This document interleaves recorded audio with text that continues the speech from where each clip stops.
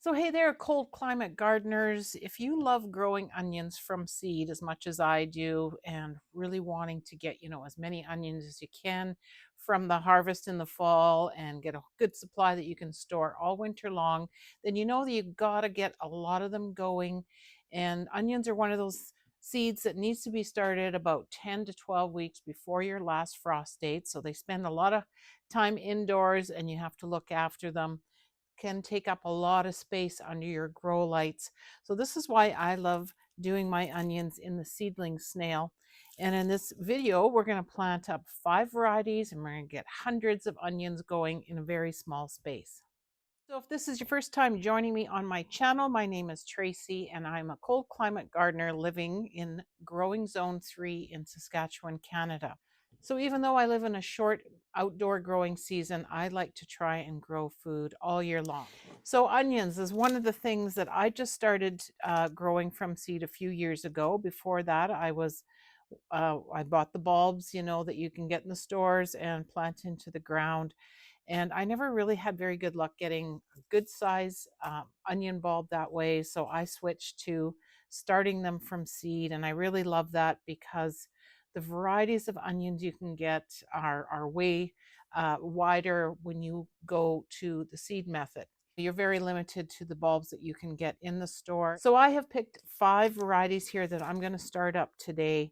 And one of the things that I was looking for is, number one, because I live in the northern hemisphere, we have long days of daylight starting in spring into early summer. So you want to pick long day onions. There's different types of onions depending on where you live, and they have different light requirements. So long day onions like that 14 to 16 hours of daylight, which we get, throughout the spring and early summer. So that's the varieties you want to look for.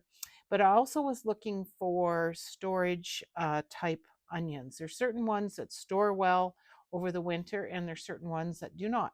And I sadly found that out last year. I grew a whole bunch of Walla Walla onions, which are really great onions. We use them in our cooking all the time, but they don't store well. And I had a lot of them sprouting about 2 months into the fall. I moved them into a fridge to try to stop the sprouting, and they still were sprouting. So that is something that I looked into a little bit more, and I got a couple here. One is the Frontier that I got from West Coast Seeds, and the other one here is a Patterson, it's called. So these are like a white sweet onion, which we prefer. I also got a candy hybrid because people always talk about what a nice onion those are. I'm not sure if these are the best for long-term storage, but they will be, ones that we'll eat throughout the summer and into the fall. Got to have some red onions. We love raw red onions for our burgers and salads and pickled onions. So I'm doing these. Something I've never tried before is shallots. So these are supposed to be really good for cooking. They're not really good for long-term storage, shallots, but I'm just going to give them a try this year. I always like to try something new and exciting and see how it goes. So we're going to be getting hundreds of onion seeds going here in this small space using the seedling snail method. If you want to learn more about the seedling snail method plus the winter sowing method, I have put together an entire bundle of videos, resource materials, and I'm going to be filming everything that I'm doing all the way up until transplanting out in the garden. So if you want to check out this offer I have, you can just click on the link in the description box below to get some free downloads. I have some gardening guides on how you can garden all year round. So get a hold of those free downloads that I have offered. It will take you to some more information about my Seed to Garden bundle. So one of the benefits of the seedling snail method here is it keeps your roots of your seedlings kind of separated so that they're not competing for space. They don't get all intertwined with each other. And with onions, they don't really mind being kind of wound up together, and they're fairly tough when it comes time to taking them and putting them into the ground. But this just kind of makes it a little bit easier to keep them separated.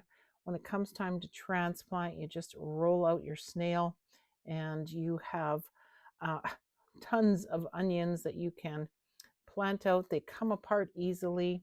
So this is just the shallots that I'm doing here first, and I've put the entire package in. I don't know how many seeds there were, but I'm filling it up here.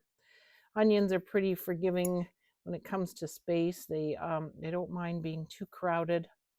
So I'm just covering it up with a light layer of some vermiculite. And I've already pre-moistened this snail pretty good, but I'm just going to give it another little bit of a top coating here with a spray bottle. And until that germination kicks in, I'm just going to be covering this with a baggie just to kind of keep in that moisture. Baggies work really well over top of these snails. I just make sure there's some humidity in there and then just cover it up. Something like this container here works really well for germination. You can just put the lid on it like this for now if you don't want to use the baggies, and kind of keep that humidity in. And also it's just a great way to bottom water. These snails can really jam in here. I should be able to get another 6 or 7 of these snails going in here. So this is why I love using them. I can get a lot of varieties of different things, my onions, flowers, all sorts of herbs going in a really small space. Okay, so we have quickly gotten hundreds of onion seeds planted up here using my seedling snail method. And as you can see here, I have got a lot of space in here that I could fit probably 5 or 6 more seedling snails. So I think I'll be starting some of my petunias and pansies up here this week as well. And each of these, like I said, are about 100 to 100 days to maturity. So once we get these out in the garden, that's when that clock starts on the days to maturity. I hope that I will be getting these outside early May in my containers where I like to do my onions. And so you can just get a visual of what these onions are going to look like growing in a seedling snail. This is some Walla Wallas that I started up quite early, January 21st. And as you can see, they are coming along good. I can trim them down if they start to become a little bit too overgrown, but they are quite happy in here. I got quite a few going. And I got some flowers. I got petunias, impatiens, and some, what are these? Geraniums going. And bottom watering is super easy. You got them in one of these 10-20 trays like I have here. The roots will be popping out the bottom in no time. So you can see these roots are popping through the bottom already. But again, with the seedling snail, you don't have to worry about them becoming root bound. They will just naturally air prune themselves and, not get all tangled up like they will inside a container where they kind of just spin around and keep growing. So again, the watering is super simple. I will be fertilizing probably every couple weeks with a really diluted water soluble fertilizer, and then I can just bottom water all my seedling snails. So I hope you enjoyed watching this video about how I am planting hundreds of onions in the seedling snail method. So if you're not sure where to start or what to start or how to get going with seed starting indoors or outdoors using a couple methods that I love to share, the seedling snail and winter sowing method, then I hope you will check out my Seed to Garden bundle. You'll find more information on it just by clicking on the link in the description box below. Get those free downloads, check it out, and I will be there sharing videos, tutorials on everything that you need to get started indoors, which method works best, and kind of how it works all the way up until it's time to plant these out in the garden. So if you haven't already done so, please subscribe to the channel. I'll be doing lots more indoor seed starting, winter sowing, different methods all throughout the next few months, and kind of giving you updates on how everything's doing in my space here. So thank you for watching. We'll see you on the next video.